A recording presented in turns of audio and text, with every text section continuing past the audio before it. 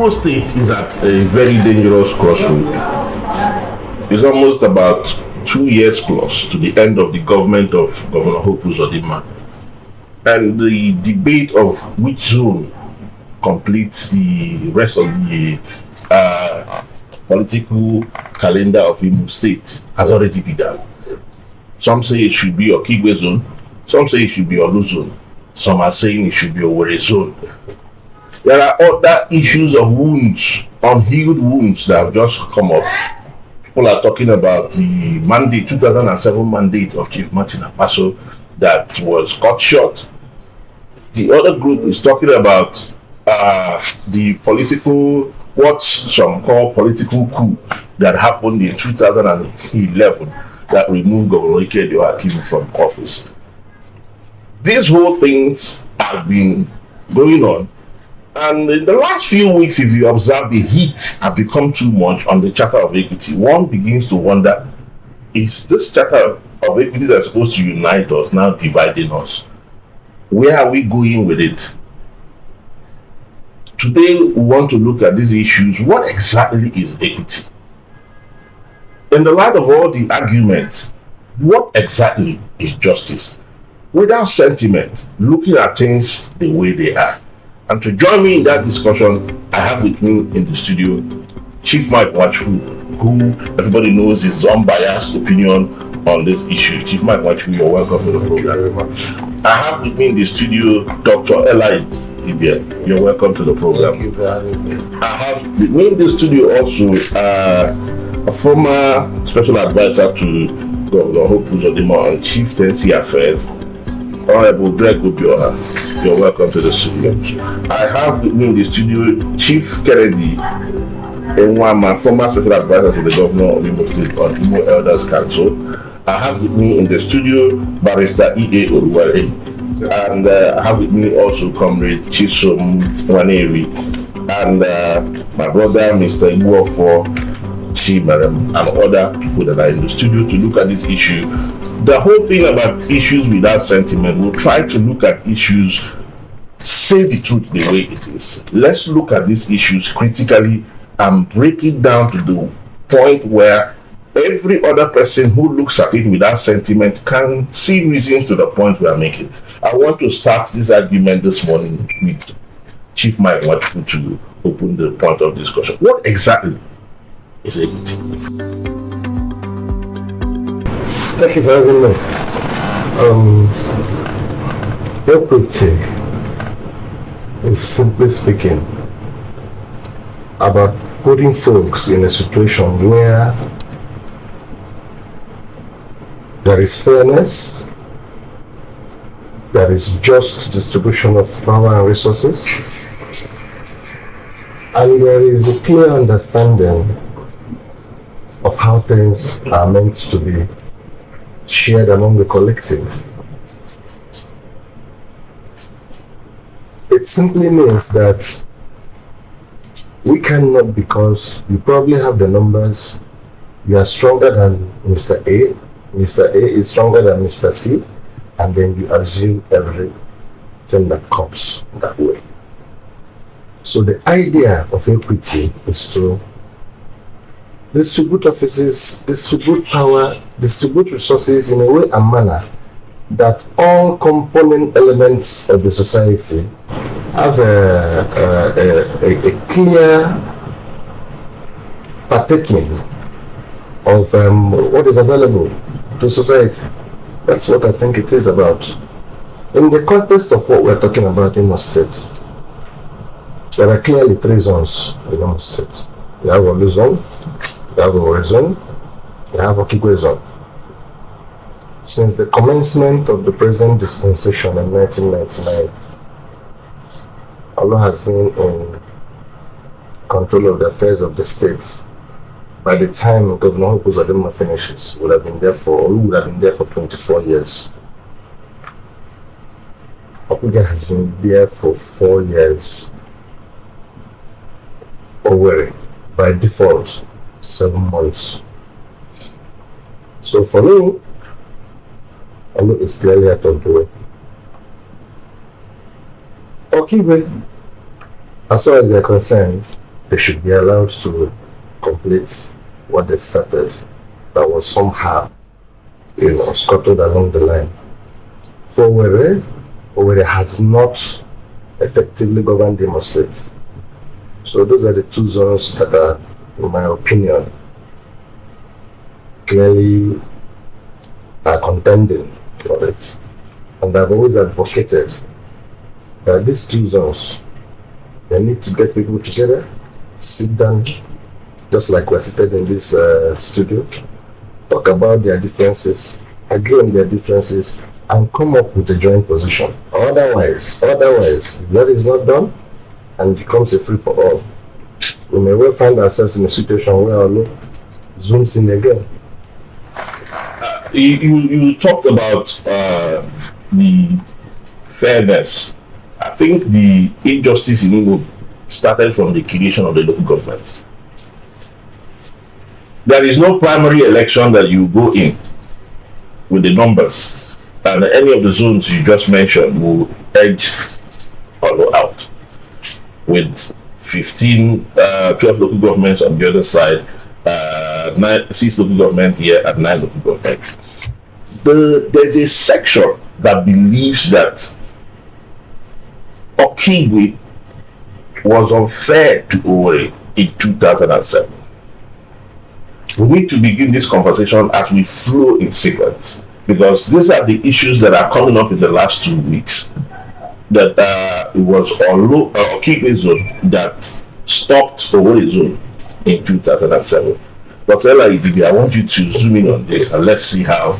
Okay, when you were introducing, I actually wanted to pinpoint on that particular issue. The truth is that when we were discussing the issue of equity or charter of equity, between the 3 zones, we don't bring in Martin Abaso because he was never a persona in the entire political business. He never won any election. There was no election that brought Abaso as the executive governor of Imo State at any time. You can talk about the making head on it, to be admitted. And they are talking about Okigwe stopping Owerri. That is the Abaso case now.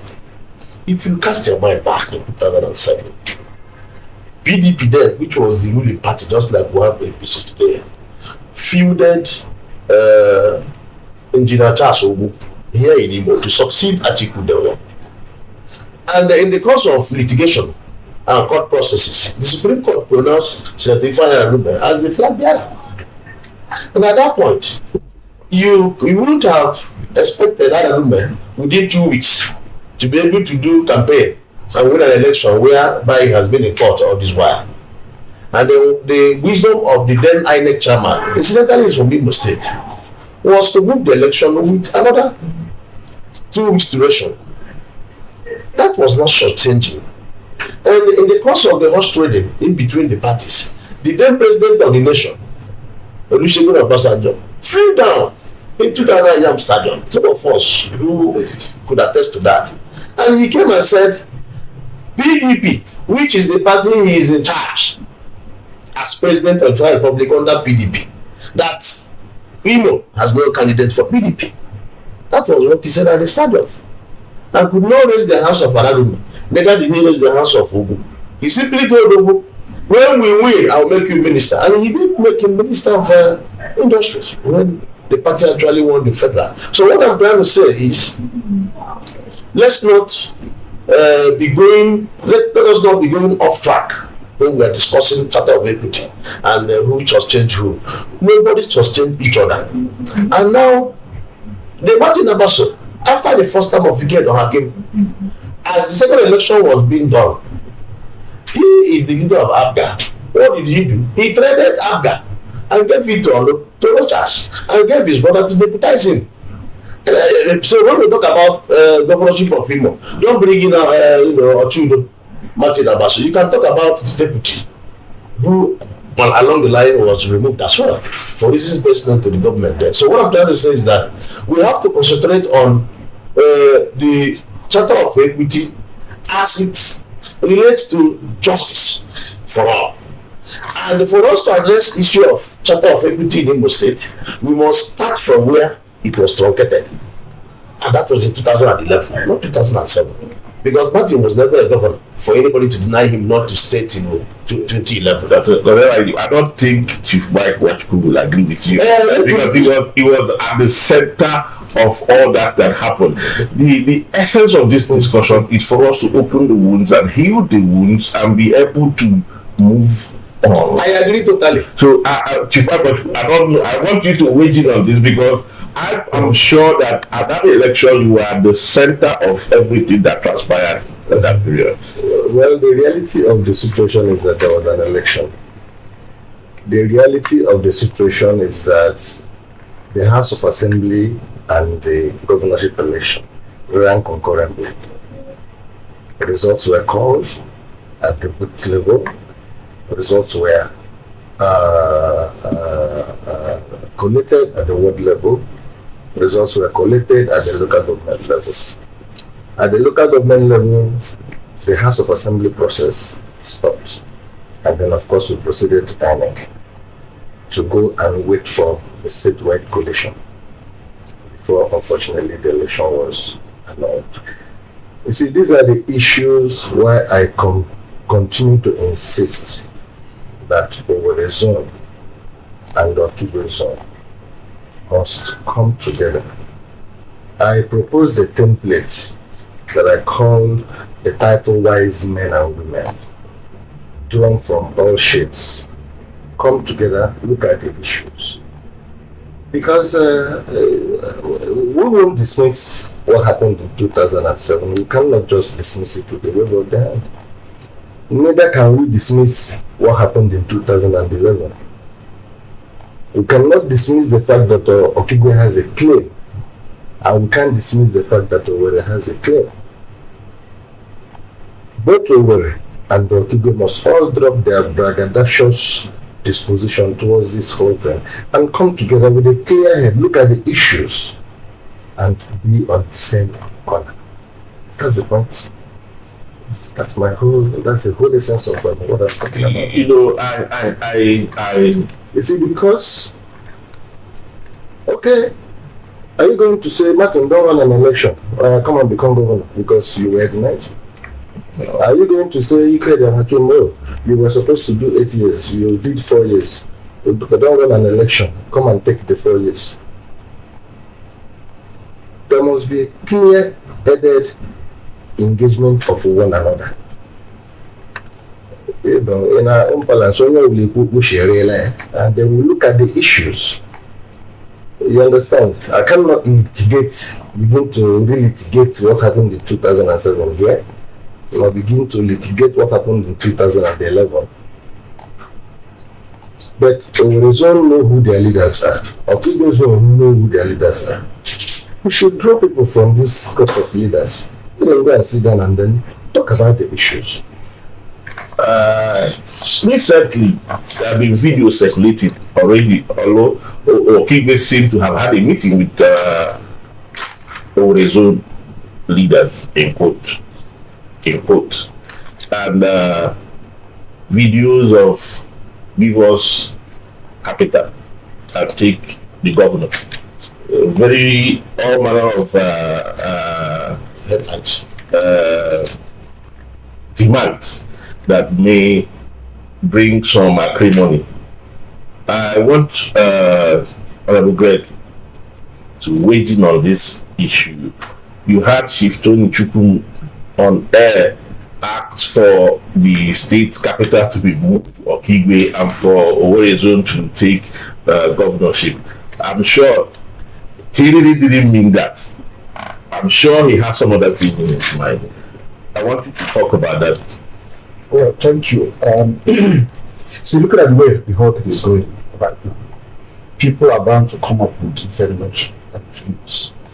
I think what Tony Chukwu actually was trying to do is to draw attention to the fact that when you talk so much about this issue of governorship and what have you, you have to consider other important things. That Owerri has benefited more than other people. That it's unfair, that there should be balance, equity, everything we are talking about. Equity should not just be narrowed to who becomes the governor, as a matter of fact. In as much as, yes, that is the issue being contested at the moment. But when we want to discuss it, just like what Mike Onachukwu said, that Okigwe and Owerri should come together and they should talk and negotiate. And where that does not, where it seems not to be taking or going on, people are bound to come up with different ideas. This is politics. So the point I'm making right now is that the demand by Tony Shuku is a kind of trying to draw attention. And it's still a way of saying, my brother, come, we should talk about this issue. We were looking at it, when we talk of equity in Imo State, both Okigwe and Owerri are receiving it. I'm an alumni here. It's but you have to help yourself before another person helps you. These two zones really have to show a level of seriousness that are really committed to what we're talking about. The issue of power of equity, chapter of equity. We are not ready to dialogue and talk to each other. Anything can happen. So Tony Shuku is more or less inviting his brothers from Owerri. Let's talk. Let's negotiate. And look at his demands. Yes, Okigwe is like India. There are nothing there, institutionally and otherwise. Physically and otherwise. There is nothing happening there. So they don't have power, they don't have development, they lack virtually everything.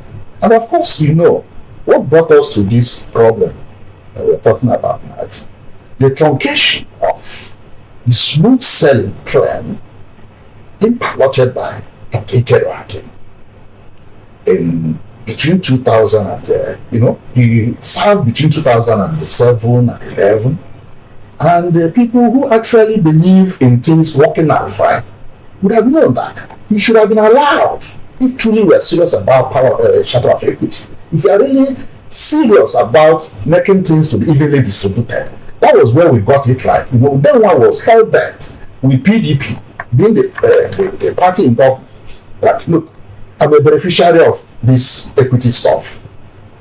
This thing should go to Okigwe. Because at that moment, Okigwe was still at looking at the time they served, it was a kind of antiquity. Because Mbappe just served during the Second Republic. Then the person that was fresh within the scheme of the governance was a woman from Owerri. So, and then when the elder decided it was to be Udenwa, and as he was, rounding up, he felt that it would have been fair and just for him also to be magnanimous and look at the other zone that is somehow far to come up and serve. You understand? And at the end of the day, PDP insisted, and whichever way it went, Don Hakim was brought in, and we know it was still the powers that be. We were still talking of equity or working for equity that brought it in there. So that was a smooth selling trend. It was working out fine, and Olu already has hands on to an extent to allow things to happen. But unfortunately, there was an accident, and the accident was caused by the people for where it's all. So these people, our people have to realize where they made mistakes. We must accept where we made mistakes, so that we've been able to sort these things out. When Hakim's smooth selling governance was truncated, an accident happened, and an Oloma was brought in again. And who brought the Oloma? The same Orezone right now that is lamenting. Yes, the principal actors were all Owerri people. I wouldn't want to mention it, but it's important. From the Archbishop to people like Katimiana, to people like Chris and all. Then also was the person who actually was like the custodian of the Arca. He donated it to an Oloma, and they worked together, and they made sure that no vote was lost here. It was a serious conspiracy, and Hakim was stopped. And you don't blame Oluzone in this kind of situation. Now, looking at the way this our governor is, he's magnanimous, he's a man, he has native intelligence, he knows that we are all the same. He wouldn't want a situation where the lamentation will continue. He wants to solve this problem once and for all. Then the Council of Elders, also in their wisdom, came up with an arrangement. Though the Charter of Equity is not a law, but it's just a kind of an initiative where people now want to get things done properly and for Imo to move forward. They came up with that idea. And looking at it, you definitely have to discover, you must go back to where certain injuries were, meted on people, especially that accident of 2011. Yeah, I have reasons for saying that. If you want Charter of Equity to be properly entrenched in Imo State and you want it to sell properly, you have to address that 2011. And in fact, nothing will stop off Charter of Equity again in Imo State.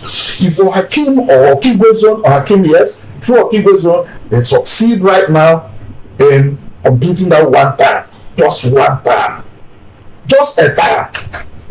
My brother, Owerri zone, we have a smooth sale. There will be no hiccup anywhere. Even if this wise decision is made now, I want to tell you that I don't think Olu will have any problem with that.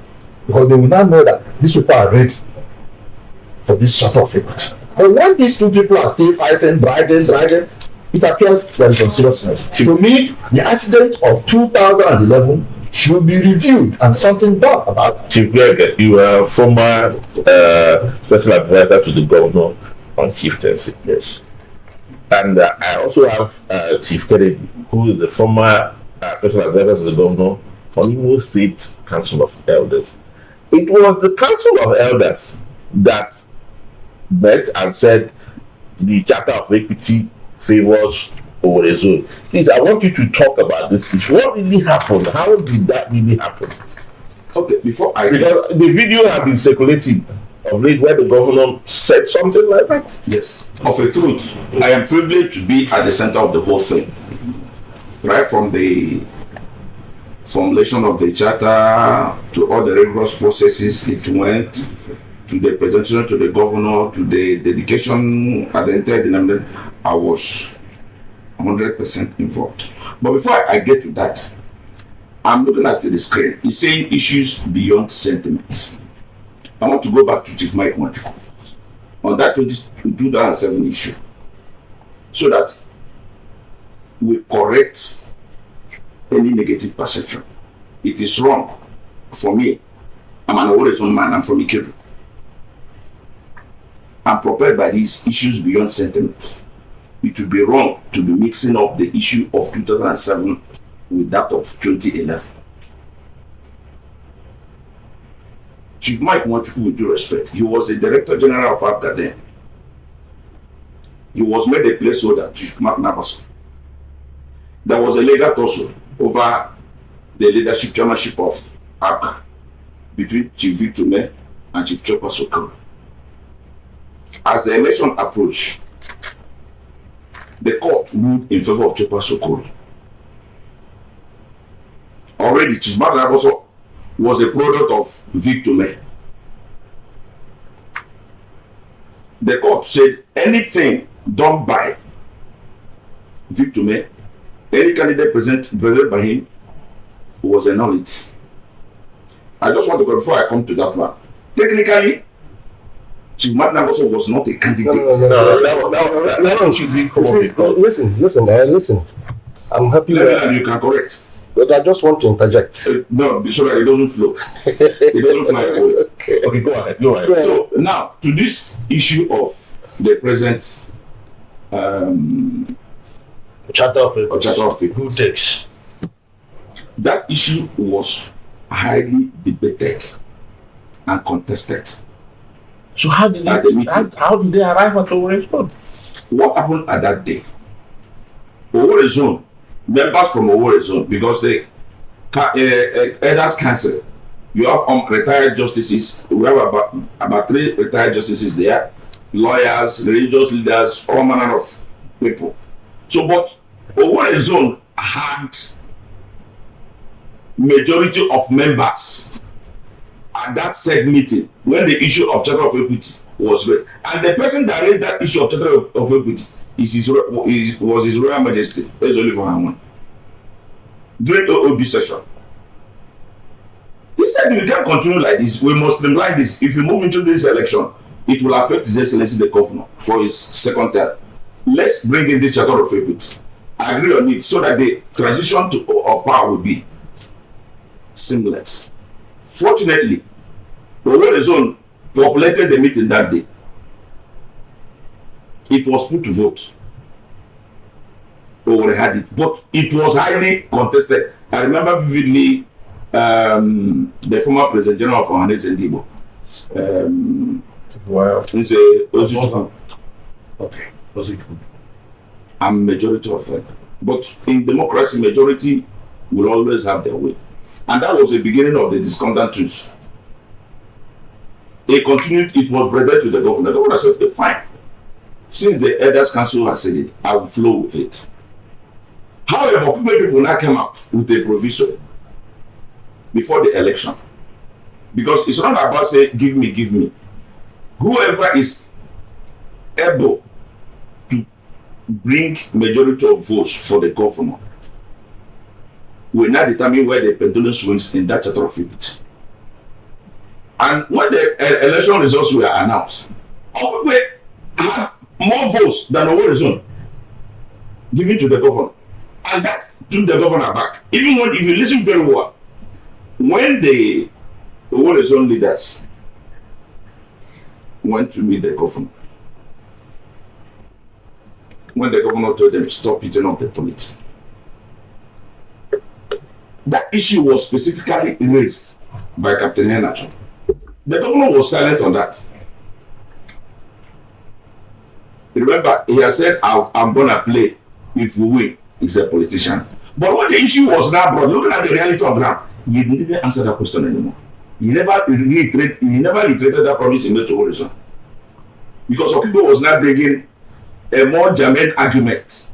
We are 6. We are bringing this. These people are 9. They couldn't deliver. And in fairness, if you must talk about equity, my brother, it should begin with Okigwe. Said if we must talk about equity, because equity presupposes fairness and justice. The whole thing you have here is located in Owerezon. Okigwe is off. Okigwe is like IDP camp. I agree with you. But I don't think leaders in Okigwe will be happy you are calling their zone the IDP camp. No, we don't respect them. That's what Okigwe is now. Unless the governorship goes there and it will be developed. It's like IDP camp. I want Chief Mike. There's nothing there. I want Chief Mike to say something. My brother, we want to put ourselves in a position where these issues can be resolved. Exactly. And we cannot do that successfully by rewriting or attempting to rewrite history. There was a protracted legal battle between the two factions of APGA. I was made a placeholder while we were searching for a deputy governorship candidate. By the time we were ready to make that change, Chekwasokori group had gotten an injunction at that time. Before we could vacate it, the time for substitution had passed, but it was vacated, and the Chekwa and the Ume group recognized by INEC. The same INEC published Martin Abaso's name as the governorship candidate of APGA. Those are the clear facts. Now, like I said earlier, I'm not going to sit down here and begin to relitigate the 2007 election or 2011 election. The leaders of the two zones, I keep saying it, must come together. Everybody will say their own, present your facts. If you have read the template that I proposed, my suggestion, by the time we finish that discussion and finish the whole argument, we'll put it to vote. Even if it's one single majority and the favors of Okigwe, then nobody will come out and say, oh, my brothers, let's head to Okigwe. Let me finish. if it's one vote and it favors over, I mean, there has to be a system, there has to be a process that you can say, this is the process we have followed to arrive at this decision jointly. Now, if that template is not acceptable, then tinker with it. But zone and the zone must get together in a formal setting. It's not about, they take a couple of drinks, go and pay a visit to one high-ranking politician. You say you have made it. No. There has to be a systematic formal engagement that puts Okigwe and Owerri zone in one corner. If Okigwe and Owerri zone is not in one corner, any bush can be a monkey's zone. Definitely. I concur with you. Dr. Light, Yes. I want you to talk about since 1999. Yes. You find a pattern developing in Imo. It became pronounced in 2011. Whenever there is battle between Okigwe and Owerri, Olu Jejeli takes the governorship. We saw it in 2011. We saw it repeat itself in 2015, during Richard's second term. It happened again in 2019. Are you seeing the same thing play out in 2027? No, it's not going to play out because the man in charge in Imo is a very strong man. His Excellency Senator Hope was the man. And 70% of what we are saying here will be determined by the Olo people. And he is the leader of Olo. You're seeing Olu candidates already. Of course, I know what I'm saying, but he has made it clear, just like somebody said, he said he's going to concede governorship to Owerri. But in between the elections, I remember him saying that any zone that gives him the highest vote will be his successors. And Okigwe happens to put the highest vote, more than Owerri, for reasons of nature and whatever took place. But what we are saying is that for this charter of equity to be real and for it to have the desired impact, we are saying here, one, I want to agree with Chief Mike Wanchu. Even though I've read his template, there are some adjustments that we made to it. There should be a concerted effort to go beyond politics. We must go, there are other sectors, the youth, the market women, there are a lot of groups that we need to involve. It might be like a 2-3 days conference where this decision can be taken. But when he talks about voting, he brings another issue that might equally deal with population. Because you see what my brother Kennedy said when they were in the council to decide. So because of population, we were cheated again. That means you haven't read my template properly. I have read. If you have read it, you would notice that Equal number. You talk about equal number. Equal number. Now, regardless of the number of local government you have, yes. Now, one thing we must know is that for anybody to become governor in Imo, all people must know about it. There must be part and parcel of the working and production of such person. And what are we trying to say? The governor have through a kite, a positive kite. It is now left for Owerri and Okigwe to now know whether that kite will fly over the tree or it will crash. Force of gravity will bring it down. But one thing we must know again is that what you just said, the formula that took place in 2011, we knew it. Yes. What happened in 2015? Well, there was an incumbent already, so we knew he would succeed himself, even though the results were so clear. And then by 2019, the result that was declared, if we were to say the truth the way it is, did not favor who was declared as governor. You and I knows that. Yes. And litigation followed. That litigation took about 10 months. In between January, second week of January, the Supreme Court gave judgment. And the incumbent governor now came into office. And that has been it. When my brother Michael was lamenting over went and they could, my brother, this thing is a relay race. When you're engaged, you must hold it tight. Whether you like it or not, they would have done their turn. Yes. It is the turn of Okigwe to produce the next governor in every ramification. Yeah. Because listen, remember, when he was in office, along the line, the military came. It's not an Imolite fault. It's not anybody's fault. If power is given to Okigwe tomorrow and after 9 months there is a military coup, we have taken our turn. It's not anybody's business. Because you cannot. I think I disagree. No, you don't have to, because you cannot What the share was given equally, mandate was given equally. What happened with their own mandate? We do not know. Are we supposed to say that about the 2011 that Okibe had chance to be governor?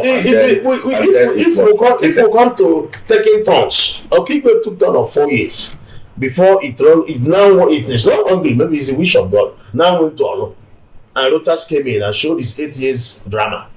And the whole Imola now know the difference between governance, democracy, and civilian rule. And then after Rochas, Olu Olu took another turn. He took another. By the time the present governor will complete his term by 2028, they must have done 24 years, in series. So what we are saying is this: if we really want this type of equity to stand, like people like H.O. them, ID Worker, that started this business in 1999, and they said even the primary of PDP then was won by by a casting of vote. I was part of the delegates. I casted vote. But at the end of the day, the elders went into the room, just like what Mike Nwachukwu is saying. They went inside the room and said, no, this boy is too young to govern Imo. That was what they said about Anumodo. Lotus came second. They said, no, this one is a rascal. He won't go. I tell you, I was carrying back. Listen, so I understand what I'm saying. And there and then, they said, they looked at the person that came third. They said no. They thought that was actually A professional. he was an accountant with MCC. And they considered him. And now took a Dago that two of them should go as matured and elderly people to govern. And that was what happened then. It wasn't that they won the primary. No. This is somebody say we're going to do vote. What are you voting? We will look at the quality of person that can give you more like what they are yearning for. That can have time to attend to every sector of the economy. We are not saying that the present government is not doing well. They have shown capacity in infrastructure, roads and the rest of them, but there are more to it. And Imo needs to have a breath of fresh air. And it must start with Okigwe if chapter of equity is real.